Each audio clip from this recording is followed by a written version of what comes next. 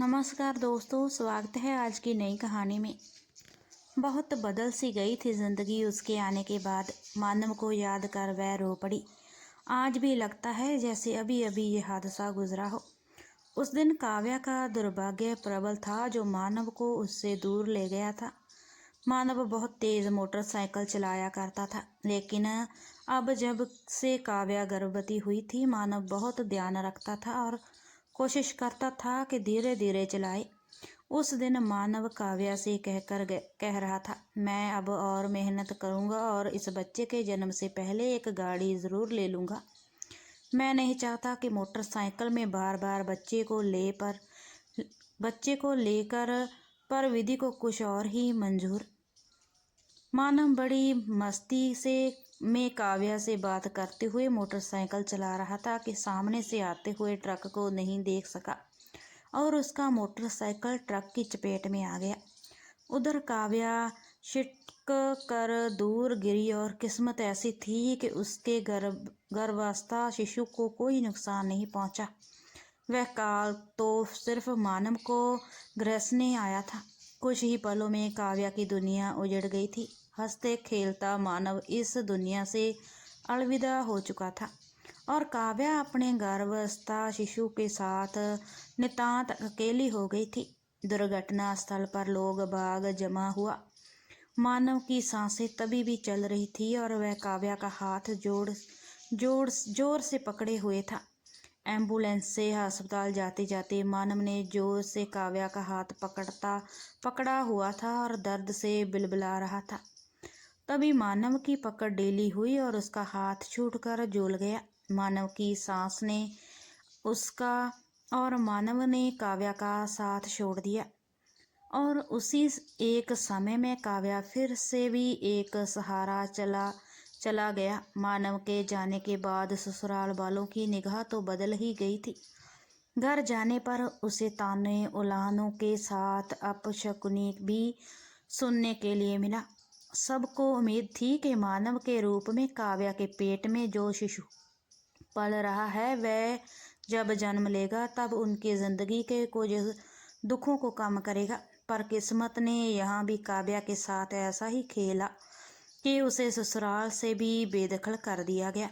काव्या को बेटी हुई और घर वालों का रुख उसके प्रति बहुत ही खराब हो गया। लगभग 1 साल उनके साथ रहने के बाद और कष्ट न सह पाने की स्थिति में काव्या ने मायके का रुख कर लिया था। भाभी भैया और भाभी उसके साथ लाए हुए सामान को देखकर समझ गए कि यह बहुत दिनों के लिए आई है, तो पहले ही दिन से उन लोगों ने बहुत ही बेरुखी दिखाई। पर कम से कम यहाँ मिन्नी के साथ उसके माता पिता अच्छा व्यवहार करते थे। काव्या को इसी बात का संतोष था। यहाँ मिन्नी को दूध भी पूरा मिलता था, जबकि काव्या का दूध नहीं उतरने पर ससुराल में मिन्नी को भी बहुत कोस कोस कर दूध दिया जाता था, क्योंकि पहले ही उसकी जेठानी की 2 बेटियां थी। तो इस तीसरी बेटी के लिए किसी के मन में ना तो प्रेम था और ना क्योंकि मानव भी नहीं रहा था।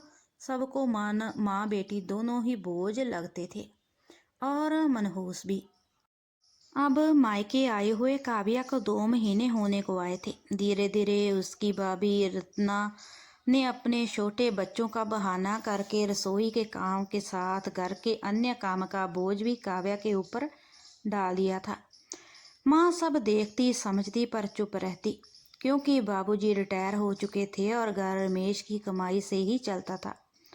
काव्या अपने आने से उनके बढ़े हुए खर्चों को समझ रही थी और कुछ काम करके थोड़ा आर्थिक संबल पाना चाहती थी, पर कैसे और क्या काम करे उसे कुछ समझ में नहीं आ रहा था, क्योंकि वह सिर्फ ग्रेजुएट थी और नौकरी करने के लिए कुछ टेक्निकल डिग्री भी चाहिए थी।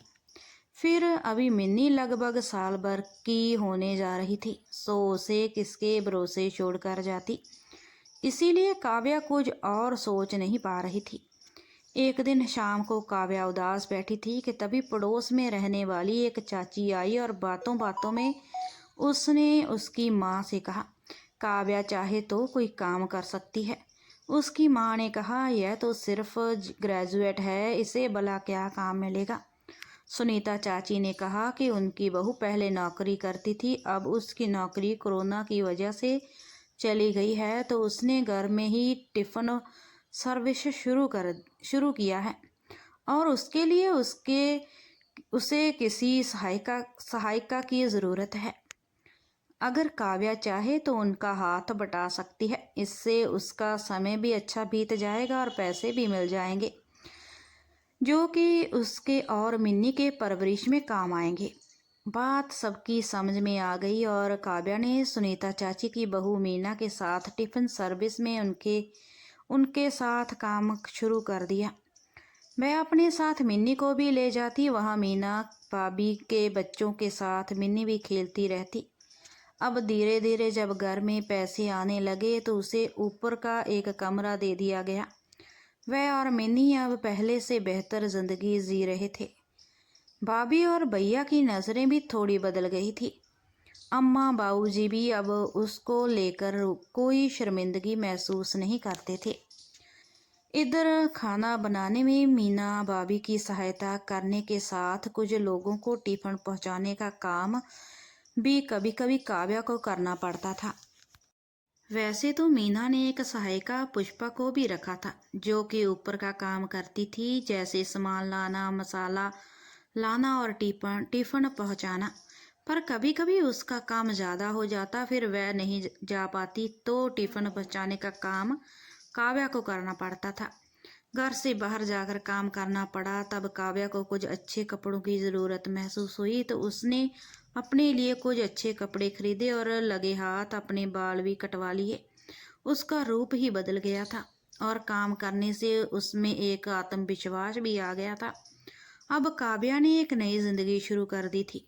अब काव्या को मायके में भी सम्मान मिलने लगा। अब वह इस कोशिश में थी कि जल्दी ही कोई अच्छा घर किराए पर ले ले और बिटिया के साथ वहाँ शिफ्ट कर जाए, ताकि मायके में हमेशा उसका सम्मान बना रहे। काव्या ने हौसला किया और उसकी स्थिति पहले से कुछ बेहतर हो गई। काव्या अभी यह बात बेहतर समझ गई थी कि आत्मसम्मान की ज़िंदगी जीने के लिए हिम्मत करनी पड़ती है और मेहनत और लगन से काम करना पड़ता है, तभी सफलता हासिल होती है। अगर ये कहानी आपको अच्छी लगी हो तो लाइक, शेयर और कमेंट ज़रूर करें और चैनल को सब्सक्राइब भी ज़रूर करें। धन्यवाद।